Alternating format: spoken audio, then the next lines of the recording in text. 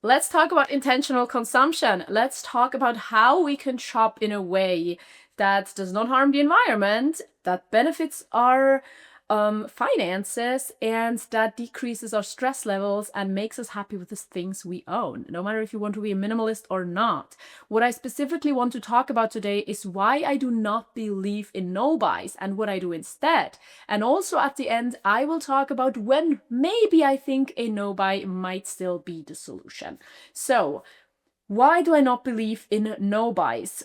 Simply put, because I'm looking for a solution and a system, and I'm not looking for punishment, for a challenge, and for like a radical, I don't know, let's maybe, all of these videos that say transform your life in 7 days. I'm just not sure that works, or at least for me, it doesn't work.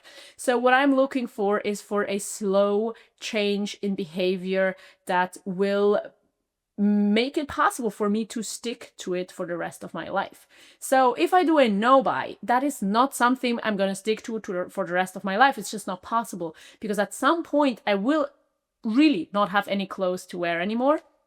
I will really not have any like stationery or hygiene products or whatever I'm doing a no buy with. If I'm doing like an actual no buy, then I run out of everything I need to live. Hopefully not air.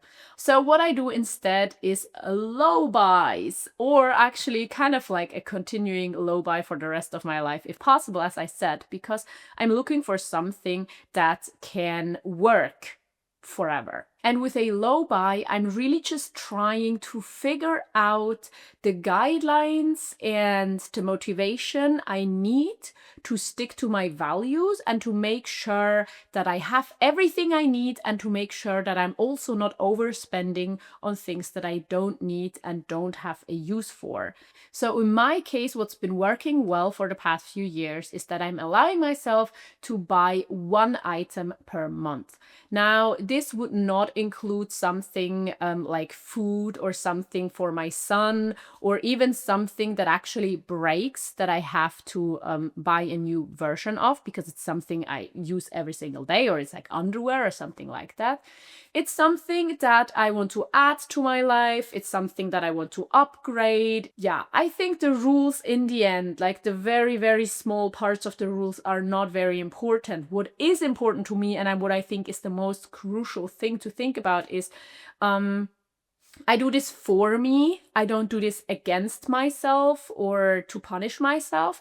And so I think it's really important to find a system where I'm not, like, where I don't want to lie to myself, but also where I'm not allowing myself like 200 purchases every month. So there would be kind of, the low buy wouldn't have the function and the benefits I'd hope it has. This is something we have to maybe tweak and learn and readjust over time. In a certain way, this also helps me balance like long-term happiness and short-term happiness, meaning that knowing that I only have 12 purchases a year, I'm not going to go out today and buy 5 things because just today I thought I needed these 5 things, because knowing that therefore I would not be able to buy anything for the next 4 months makes me think a little bit more.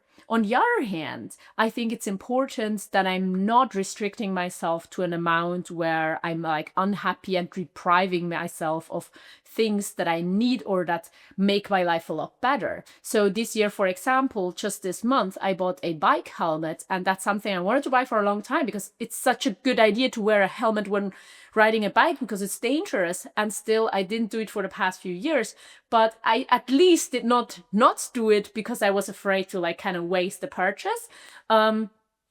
But that's important, right? That I don't feel like I wouldn't buy a bike helmet because then I can't buy another thing. And so 12 things for me means I feel like I do have plenty of things I can buy. Well, honestly, this year I've already bought 10 things, so actually there's just 2 left.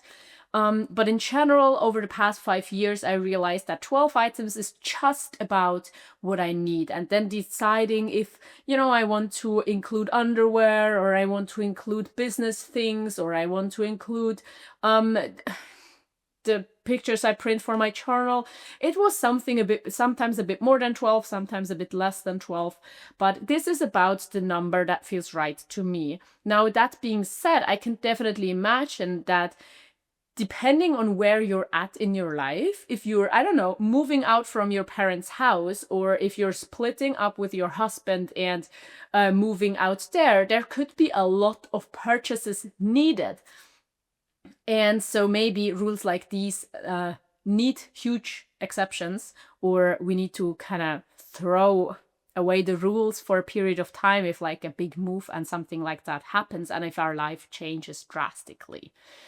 On the other hand, I think what's also important to see, and that is the beauty of doing a low buy, and also no buy, I'm sure, is that if you are very restricted with the amount of things you can actually buy, you can come up with so many creative solutions on how to still get to the items you want. I mean, borrowing something from a friend, going to the library, because now you don't buy 100 books per year, but you're just like borrowing 100 books from library, friends, family that you want to read, or you're picking them up in like public bookshelves like I like to do if they're available in your city. That also brings me to another point, that of course the infrastructure is different depending on where you live, your body, your access to these social kind of things, circular economy projects that ensure that more people can use the resources. Because in my case, I've knit this sweater by myself, and most of the wool has been gifted to me, or I bought it secondhand years ago. I found these pants at a clothing swap, and this year already, I think I've gotten so many things for free. And only since I've been doing these low buys have I realized how abundant the stuff is on this planet. And it's true. I think the figure was something along the lines of there are clothes on this planet right now to clothe us all and the next 6 generations of humans. And this just makes me really not want to buy any new clothes. It's also not something I've been doing this year so far. And if I buy clothes, then usually it's secondhand, and that still counts as a purchase, but it's still not new. And I think just this whole low buy, if you don't do it for your finances, do it for the environment, do it for the curiosity to see how our world can work, if we don't focus on capitalism so much. So enough praise of the low buy. Let's come back to why I think no buys just don't work, at least for me. Well, they're definitely just too restrictive. If I can't buy anything, then life is going to happen, and life always happens. And I already realized that with my low buys. At the beginning of the year, I think like, oh, I actually need nothing. Maybe there's like 2 things I maybe want. And at the end of the year, I still have bought 12 items without feeling like I did any impulse purchases that I already regret. So life happens. There's always going to be things that you need that you haven't seen coming. And so I think if you're doing a no buy, you're restricting yourself so much that maybe you're super frustrated. Maybe you actually miss out on things you want to do because you can't buy the thing you want to buy. Or the third thing, and I think that's very likely to happen, you binge. And binging is not a healthy behavior, but it's something that's likely to happen if we restrict ourselves too much, no matter if it's with food or with shopping. And so I think a no buy it sounds too risky to me. It doesn't sound fun.